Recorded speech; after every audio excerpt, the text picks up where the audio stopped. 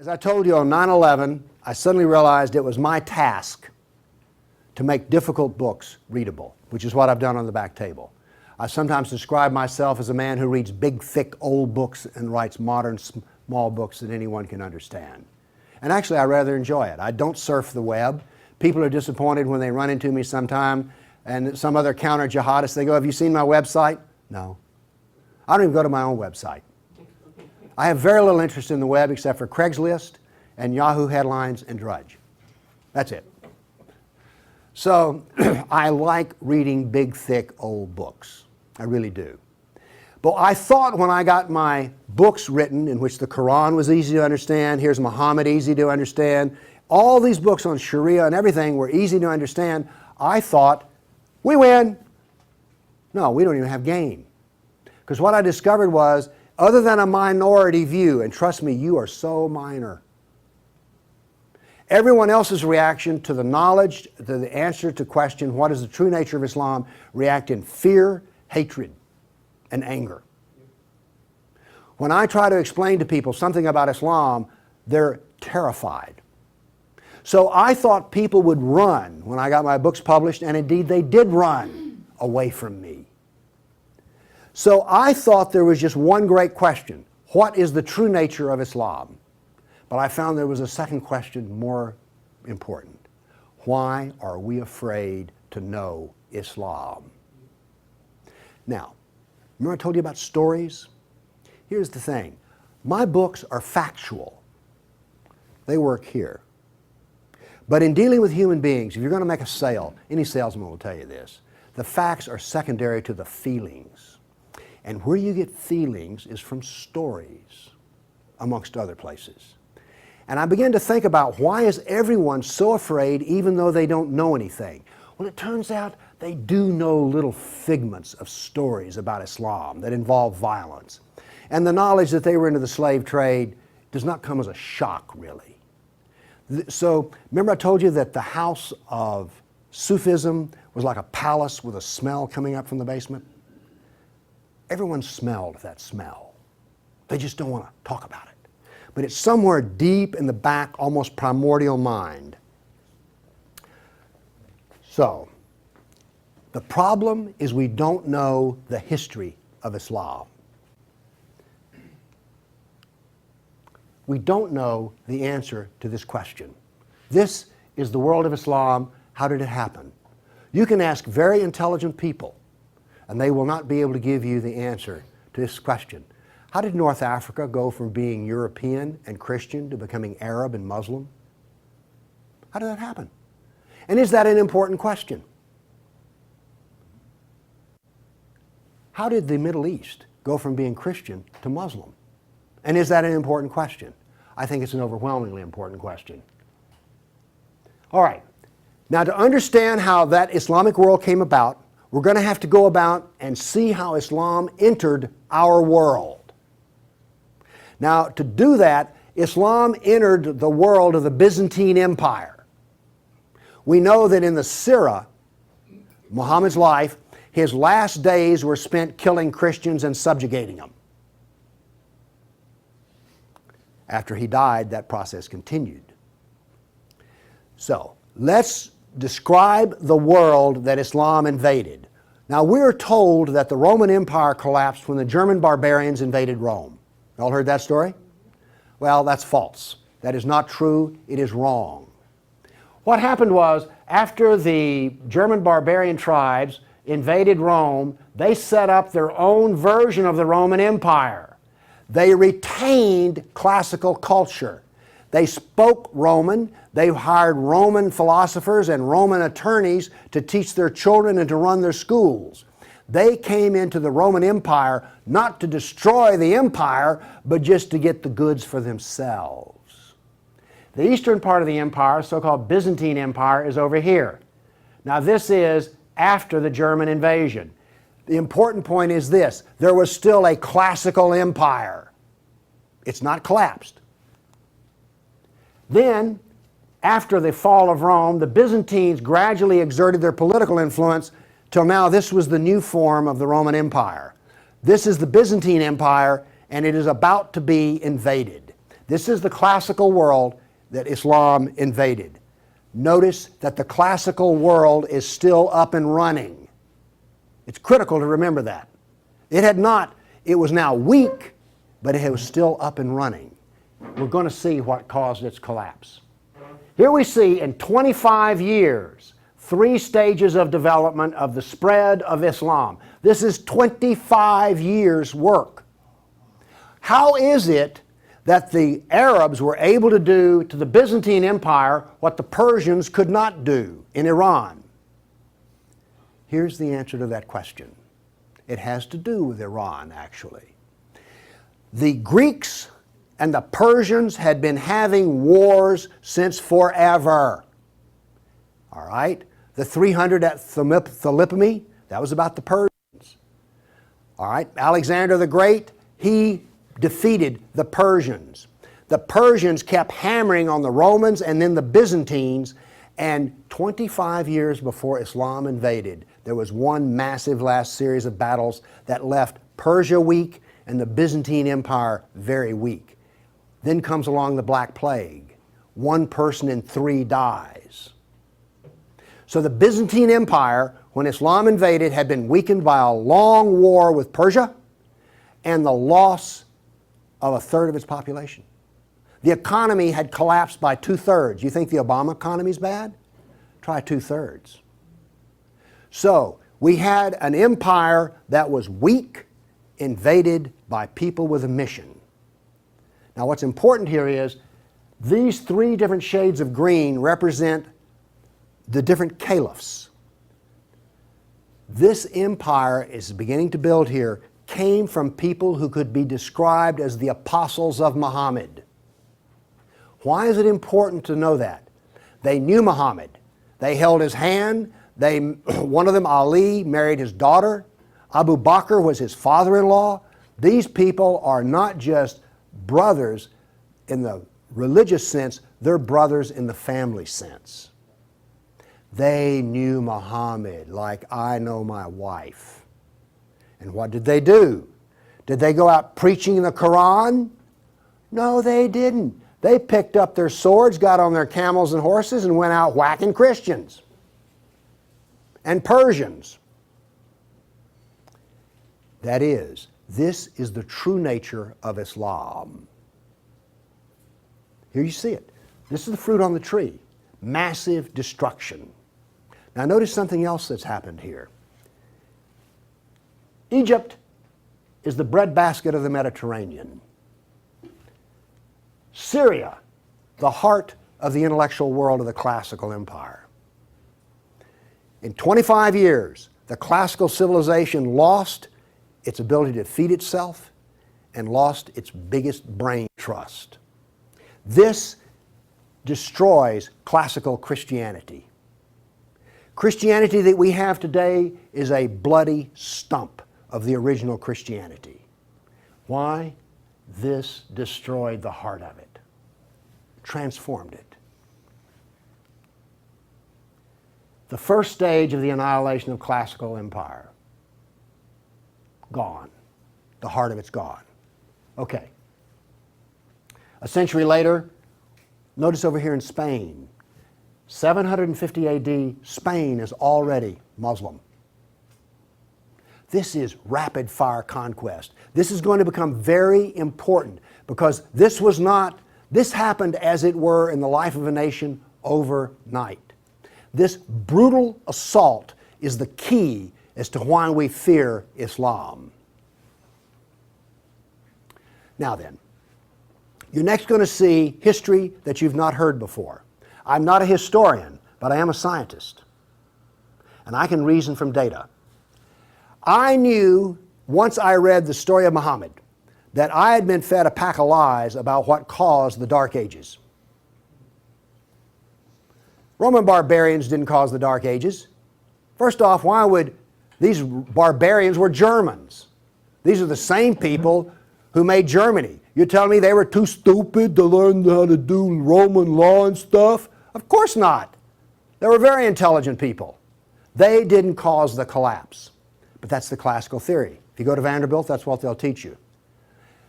Here we go with the data.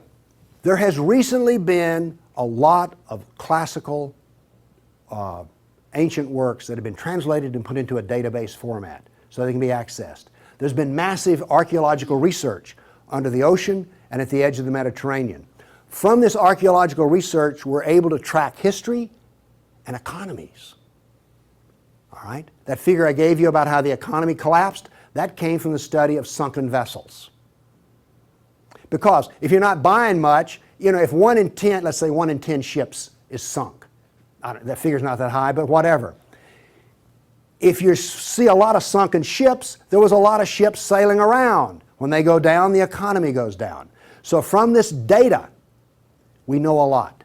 And this, in particular, the database of ancient documents, gives us 548 battles that Islam fought against the classical world. This is all new information. I've talked with people who consider themselves history buffs, and they go, well, let's see, battles of Islam against Europe. Let's see, we've got the invasion, we got Tours, we got the invasion of Gibraltar, we've got Lepanto, Gates of Vienna, collapse of... Okay, that's 5. You talk to a historian, and those are the 5 battles they can scratch up. And I remind you, you can have all of these slides if you just send me an email for it. Okay, what does this new data show us? It shows us this.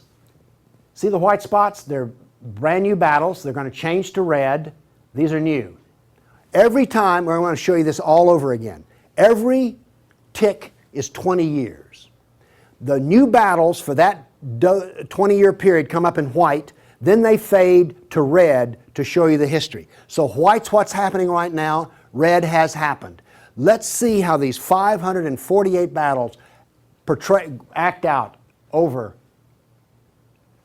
We're going to watch, in 70 seconds, we're going to watch 1,200 years of conquest. Look how fast this is happening. Bam! Here comes... You didn't know France was hammered that hard, did you? You heard of Tours. Watch what's happening in Spain, in the islands. Now, many of these raids or battles, if they're at the coastline, are slave raids. The slaving that took place in here was extensive and went on and on. All of this work is also happening now then. We're now into the golden age of Baghdad. This is the punishment that's being handed out to Christians everywhere. In Spain, after one battle, there were knights' heads were cut off and they made a pile so high that a man on horseback couldn't see over them. All of the European civilization in North Africa is now gone. I have a question. Have you read the 13th tribe? No. Okay. Now, pretty soon, and by the way, there will be a period of time, and you can see the clock running up here, there will be a brief blip of 5 battles that occur in North Africa, the Barbary Pirate Wars. We're on there. Okay? Now then, Byzantium has fallen. Now then, Eastern Europe is being hammered. Notice that it is relentless. It doesn't stop. This is the history that you're never told about. This is the history that explains how all of this came about.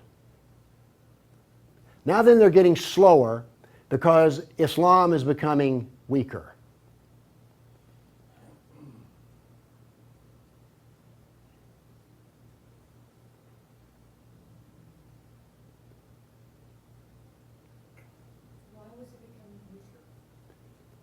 Corruption.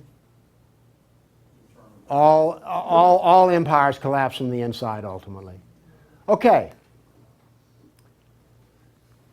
I say that what caused the collapse of classical civilization was not the invading German barbarian tribes. I say that classical civilization was destroyed by Islam. Now comes the question, why do we not want to know that? We're going to answer that question. All right, now I want to give you the headlines. With all those little dots, basically what I've showed you is just quantity. Okay? Relentless, but quantity. Now I'm going to give, we gave you 1,200 years of battles in like 70 seconds. Now we're going to go through in about 4 minutes. I'm going to give you the headlines from each century so you will know the emotional tone of what is happening. All right, 7th century. Muhammad sent Khalid out, the sword of Allah, to the Jazima tribe to offer Islam. They refused. He annihilated every one of them. At the Battle of Oasis in Iraq, for 2 days he spent out rounding up the losers, put them in a dry stream bed, and cut off heads until the stream ran with blood. He then took the captain of the Zoroastrian Persian tribe. His wife was there. He cut off the man's head, let the blood drain into the soil, and raped his wife in the bloody soil. That was one of the companions of Muhammad. This is the nature of jihad. Where did Khalid learn how to do that? From Muhammad. From Muhammad at the Battle of Khaybar. Umar conquered Jerusalem, and every Jew and every Christian became a demi, which is a third-class semi-slave. You're now going to see, for the next few centuries, you're going to see Golden Age. We're told this myth of the Golden Age, how wonderful Islam is. So here's what's happening during the Golden Age. They started attacking Sind, which is the Hindus. 26,000 Hindus died. Armenian nobles were herded into a church after a debate, and the building burned down on top of them. At Ephesus, 7,000 Greeks are enslaved. We're still having the Golden Age. All new churches were ordered destroyed. At Amorium, there was massive enslavement of all the Christians. The Egyptian Christians revolt over the jizya, which is the demi tax under the Sharia. Churches are burned, vineyards destroyed. 10th century was still in the Golden Age. In Thessalonica, 22,000 Christians enslaved. Christians massacred in Seville. In Egypt and Syria, 30,000 churches destroyed. You have your religion, I have mine. Still in the Golden Age, 6,000 Jews in Morocco killed. Hundreds of Jews in Cordoba killed. 4,000 Jews in Granada killed. Georgia and Armenia invaded. In Hindustan, 15,000 killed, 500,000 enslaved. Golden Age. Still upon us. In Yemen, the Jews are given the choice of convert or die. The Christians of Granada are deported to Morocco. And in India, cities are destroyed under the order convert or die. In one town, 20,000 Hindus became slaves. Still the Golden Age. 50,000 Hindu slaves decided to get freedom by converting to Islam. A new 20-year campaign created 400,000 new Muslims out of Hindus. Buddhist monks butchered, nuns raped. In Damascus and Safed, mass murder of Christians. Jews in Marrakesh massacred. Tabriz, forced conversion of Jews. Still, we're in the Golden Age. There are riots in Cairo. Churches are burned. Jews of Tabriz are forced to convert. Tamerlane, one of the most evil men who ever lived, massacred 90,000 Hindus in one day. 30,000 in another battle, massacred in cold blood. Another Muslim leader takes 180,000 Hindu slaves. Oops, we're out of the Golden Age. See if you notice any change in tenor. Tamerlane destroys 700 villages in India. Now then comes He then turned to Iraq and annihilated the Nestorian and Jacobite Christians. The Nestorian Christians, half of the Silk Route in China was Nestorian Christian. The Nestorian Christians had emissaries and missionaries in the court of China. Afghanistan was partly Christian. All right? Gone. This is part of the destruction of the church that no one knows about. 700 years of attack, they finally destroy Constantinople. 16th century, the son of Tamerlane destroys temples, forced conversions. Two of his generals built 2 towers of human heads. Once again, you couldn't see over them. And then noble women, Hindu women, started the practice of sati, which was mass suicide in order not to be sex slaves inside of the Sultan's harem. 17th century, Jews of Yemen and Persia forced to convert, forced conversions of Greeks. The Zoroastrians are persecuted in Persia, and over 500,000 killed Hindus. 18th century, more Zoroastrian persecution, Jews of Jeddah expelled, Jews of Morocco massacred, Hindu persecution continues. 19th century, more forced conversion of Jews, Jews of Baghdad massacred. Oops, 250,000 Armenian Christians slaughtered in Turkey. Now then in Persia, the Zoroastrians are completely annihilated. 20th century, over 1 million Armenian Christians killed. 1 million. So you now not only know the number of battles, you now see the tenor of what's going on. You now know quality and quantity. Do you get the drift on how bad this was?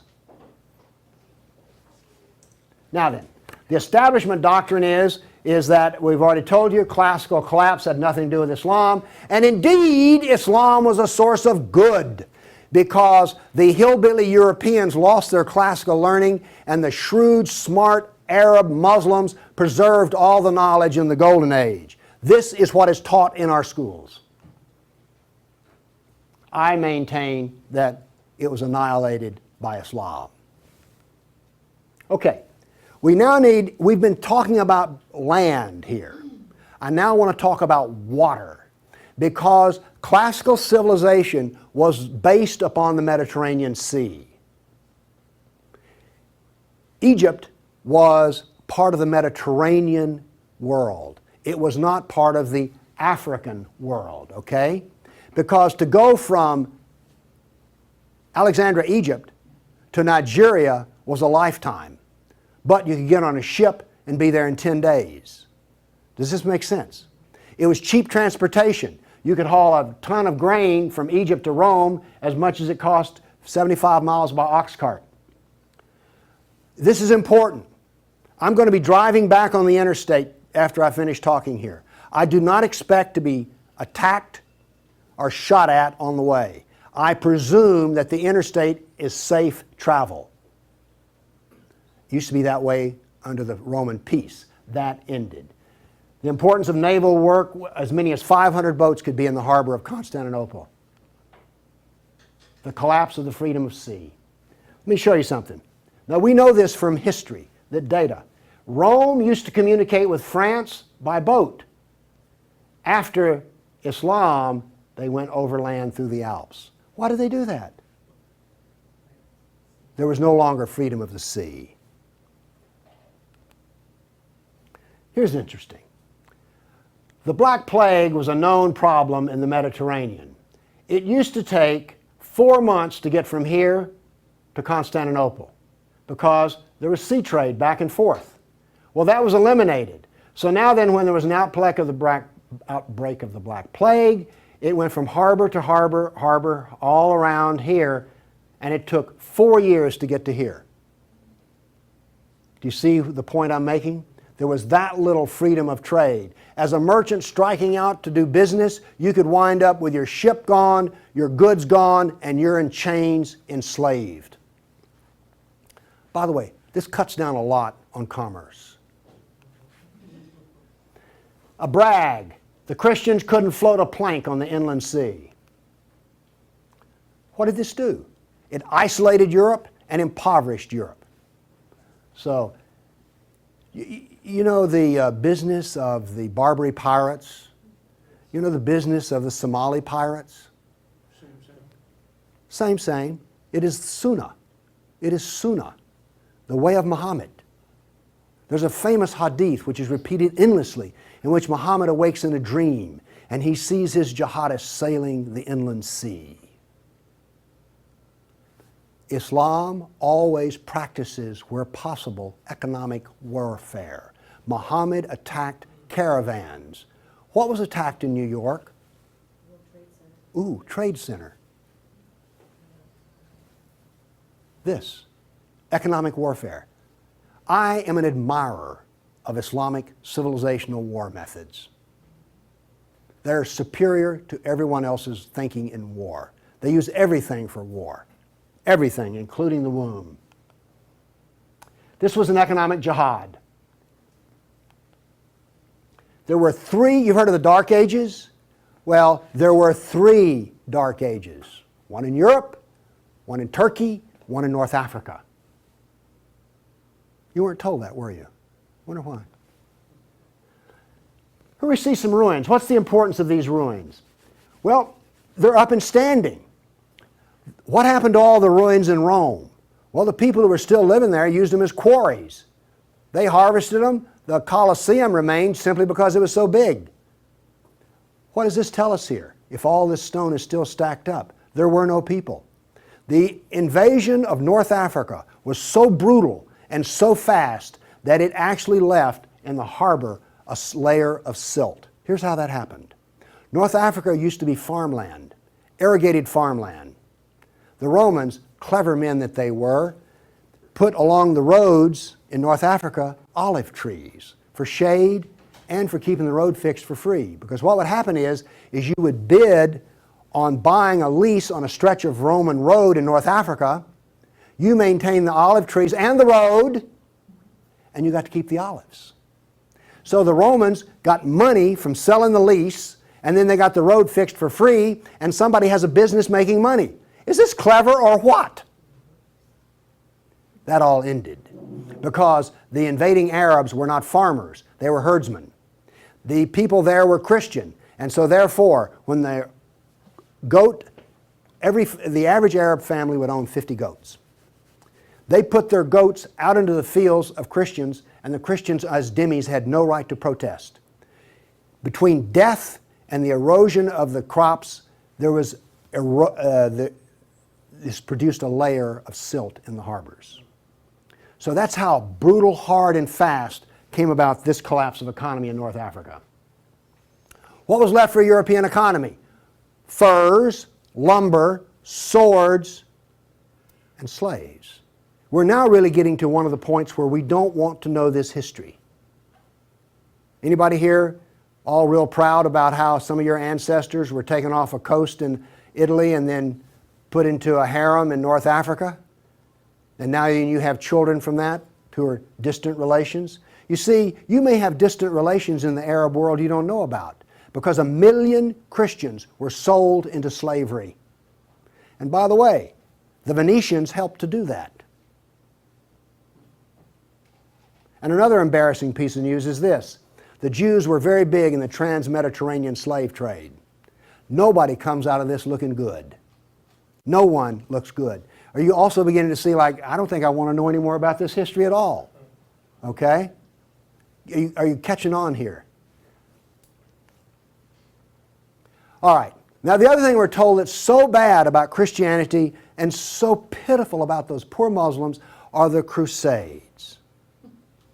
Who's ever heard this? Well, the Crusades, oh, that's so embarrassing. Gosh, you know, we got out of Europe, we went over there and invaded the Arab lands, and then we killed them and hurt them, and like, oh, I've heard preachers wallow in pity about how drastically bad the Crusades were.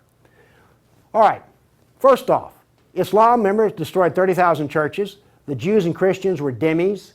There was infinite number of brutality against Christians. Christians were fleeing the Middle East, and the Byzantine emperor appealed to the Pope, help us, please. Now this was a big thing to do because the Byzantine emperor and the Pope did not get along at all. But these were desperate people. And what did the Pope look out and see?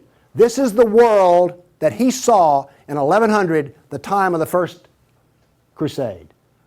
Well, let's see, this much of Spain is Muslim, and we're getting our behind kicked on a regular basis. Oh, well, this Christianity's gone. Oops, this Christianity's gone. And look at all the battles in the non-Christian, in the areas that are still Christian. Do you see the geopolitical problem that the Pope was facing here?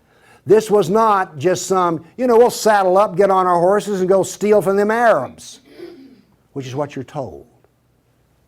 This is the political picture. But now then, let's do this. Let's look at a battle map for the Crusades. Let's be fair. I showed you the jihad map. Now here comes the Crusade battle map.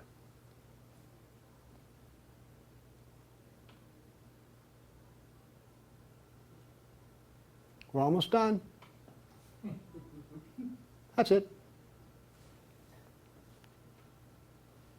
Now we're told that the Crusades are the moral equivalent of jihad.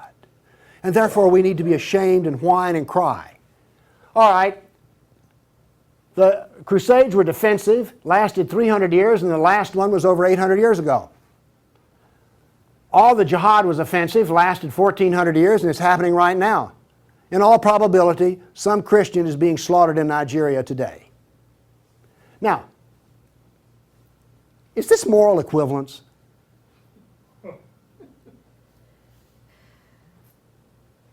Why won't they teach this in a church school? So the ministers will stop, oh, the Crusades were just so terrible. No, the Crusades were one of the few times the church put steel in its spine. And then we apologize for it. Now then, let's go to the great benefits of Islam.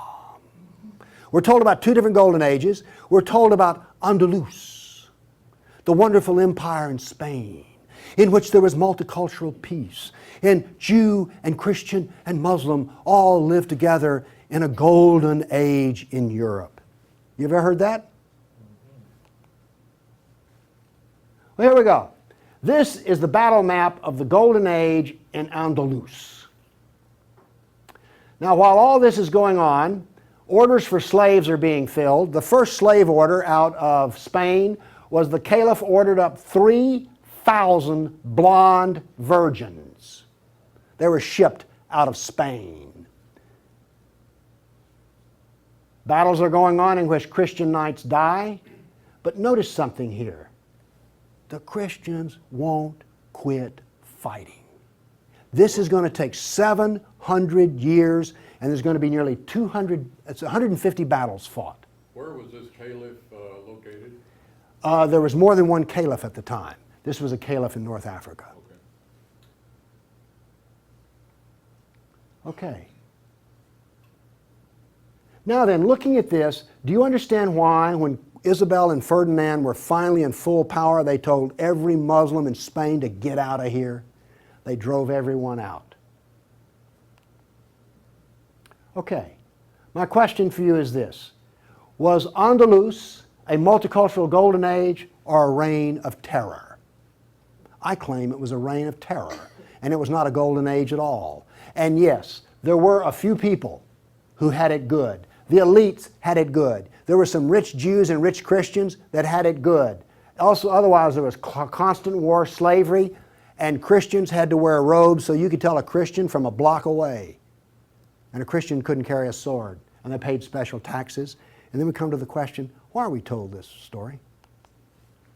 Now we have the Baghdad Golden Age. Here we go. This is all the battles that are fought during the period of the Golden Age in Baghdad. Now, not only are they as busy as they can be killing Christians, but they're also busy establishing the Sharia doctrine. They're also busy establishing the Hadith doctrine. And they're also busy in doing things like slave trading. You know all those exotic pictures you've seen of the harem? They're sort of pre-Playboy sexy, beautiful women in gauzy outfits. All of those women were Christians. Less romantic sounding, isn't it? The other thing that's happening in Baghdad is this. A new philosophy is being generated in which there is no cause and no effect. This turns out to paralyze the mind. Okay, those were all the battles that were fought during the mythical Golden Age. Okay, during the Golden Age, Christians and Jews were dhimmis, Christians were sex slaves. Here's one that gets me. During this Baghdad Golden Age, they evolved a philosophy in which there were no laws of nature and there was no cause and effect. I'm a scientist. We work off of two laws, the law of contradiction, does the data contradict the data, and the law of cause and effect. I've just explained to you why, out of their Golden Age, why you don't find Muslims getting Nobel Prizes in science. You cannot be a scientist and not believe in cause and effect. You just can't. Won't work. Now then, the Christians did all of the vaunted translation of the Golden Age text, and get this. We're told that this was such a great peak of learning, they destroyed 90% of the books. And we're told that the remaining 10% they preserved is like, oh, this was the Golden Age. Oh, we live in eternal gratitude to the Muslims. If they had come along, we'd have had 100% of them. Presented with a library in India, the largest library in the world was a Buddhist library in Nalanda. They came to him and reported the existence after they had conquered, and they said, "What shall we do with the library?" The order from the general was this: if it contains any information that is in the Quran, we already have it, burn it. And if it contains any information that is not in the Quran, it is false, burn it. The same was done with most all of the libraries. And why are we told this was some wonderful golden age that preserved knowledge for us? Ottoman Empire, 1683. The reason I have this up here, Islam in Europe. That's the world today. I've now explained to you how this world came about. It came about through relentless, brutal persecution of everyone who was not a Muslim. Now then, let's change to modern times. All of that work stops in 1922. This works off a database of 19,000 jihad attacks since 9/11. There are things like this. I know the date, the country, the city, how many are killed, how many injured, and a description. Now, when you present a guy like me with 19,000 pieces of data, I start asking questions. How do we make this make sense? So let's make it make sense. By the way, you did hear all about these 19,000 attacks in the Tennessean and the local newspaper, didn't you? You did hear about this. It was on the nightly news. We've heard about Fort Hood. Oh, the workplace incident. Oh yeah, I got that. All right. Anyway, moving along here. This, by the way, is where all these took place. I just think that's interesting. And you'll notice something. This is the Islamic world, and it all centers around it. But notice how much is happening in Europe. Okay. I take the data and I parse it and I divide it. I use Islamic doctrine to analyze this data. What does Islam insist on? Well, in my first lecture, I told you they're fixated on the kafir, right? So I use the kafir to analyze this data from an Islamic standpoint. See, I'm the ultimate multiculturalist. No, really. I'm the only person you've ever met who analyzes Islam on the basis of Islam. Here we go. Here we have, in the last 10 years, the total number of attacks. In the green, we have Muslim on Muslim violence. You mean a Muslim will kill a Muslim? Really? They're doing it in Syria as we speak, right? Remember Iran, Iraq? Okay. Then we have the only one I care about. I mean, my motto here is sell weapons and intelligence to the loser. I'm very serious. You think I'm joking. I know. Okay, here's our story right here. Stays pretty level. That's interesting. By the way, there's hardly a day in which there's not a jihad attack. Modern jihad is relentless, just like classical. Oh, by the way, one of the things this curve proves right here, Islam is bad for Kafirs, Islam is bad for Muslims. Islam is bad for Muslim and non-Muslim. That's what this data shows us. You want to argue with that? Okay, modern jihad is relentless. But what did we see in the other battle map? It was relentless. There are two types of jihad, against the kafir and against Muslim. You see, every time they kill a Muslim, the reason in Syria they're killing other Muslims, they're not real Muslims. Okay? Now then, we've introduced, however, a new phenomena. The mom and pop non-state jihadi shop. Okay? All of those battles up to 1922 were out of the caliph. Okay? We now have non-state jihad. That is all that is different. Okay, jihad attacks per year. I just chose the top 4 nations. But this doesn't really give us what we want because Israel's teeny weeny and India's great big, so let's do this on per capita. Now then, Israel, I bet you were surprised about Thailand. You didn't know that Thailand was getting whacked on a regular basis, did you? And look, here's a Christian nation, the Philippines, ranks number 3. And then India was Hindu. Oops, wait a minute. Do you know what I just told you? Jihad is against the Jew, the Buddhist, the Christian, and the Hindu. This is the data. Now you go to these dialogues, these multicultural smoozes they have, where the preacher and the rabbi and the imam show up. The preacher and the rabbi show up to tie, the Muslim shows up to win. And then what does the Muslim tell them? Oh, the Christians and the Jews, they're people of the book. Oh, we're brothers in the religion of Abraham with the Christian and the Jew. You know, we're practically the same. We're brothers in Abraham. How's that stuff work out? Well, here's one of your people of the book. Here's another people of the book. Turns out they'll kill a Jew, a Buddhist, a Christian, or a Hindu just as fast as they will another. So much for being brothers in the religion of Abraham. The data does not support the theory. Therefore, the theory is wrong. There is no brotherhood of Abraham except in the minds of people who occupy pulpits. The jihad is against the Jew, the Buddhist, the Christian, the Hindu, and the secularists, by the way. The secularists are the worst of all. Well, maybe worse than the Hindu. It gets hard to know, you know, I mean, really. It's against all kafirs. That's who the jihad is against. The religion of peace. Here we go. 548 battles, 19,000 jihad attacks. In 12 decades, in 1,400 years that are jihad-free. Therefore, Islam is 91% violence and 9% peace. So George Bush was 9% right when he declared religion of peace. Constant violence is why? There's a doctrine. The doctrine of jihad is found in the Sirah, the Quran, and the Hadith. We've already been over this. They don't like kafirs. We have a whole doctrine of jihad within the text. Islam was only successful through jihad. Therefore, we have a doctrine which produces jihad, and it produces this effect of the collapse of civilizations. Here you go. Tears of jihad. 270 million dead over 1,400 years. Read them and weep. Read them and weep. The doctrine drives history. History shows the true nature of political Islam. Political Islam is the enemy of all Kafir nations. There's an intellectual history. In 1,400 years, I've read a lot of old documents. They never talk about the Muslim. They talk about the Arab, the Turk, the Moor, Al-Qaeda, Asian. And it's always been by specialists. And today, all the established specialists are apologists for Islam. Why was the Quran code not cracked recently? How come we don't teach Muhammad? And why is the Golden Age propaganda taught? Why do we remain ignorant and keep suffering? I maintain there's a reason for this.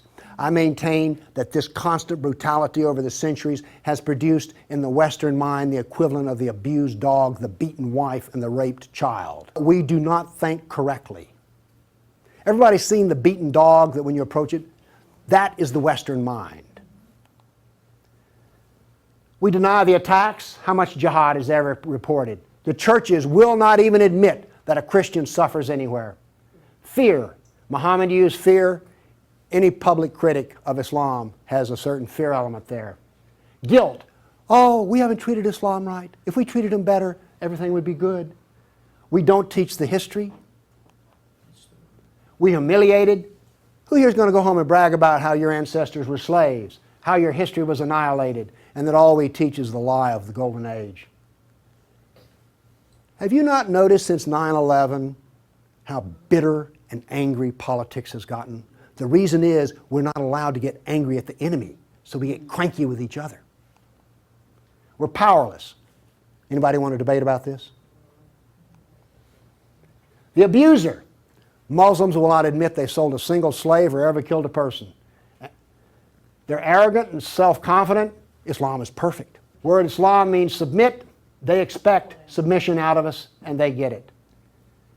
Islam is the victim. After 9/11, I heard this. The real victims of 9/11 were the Muslims. You heard that anywhere?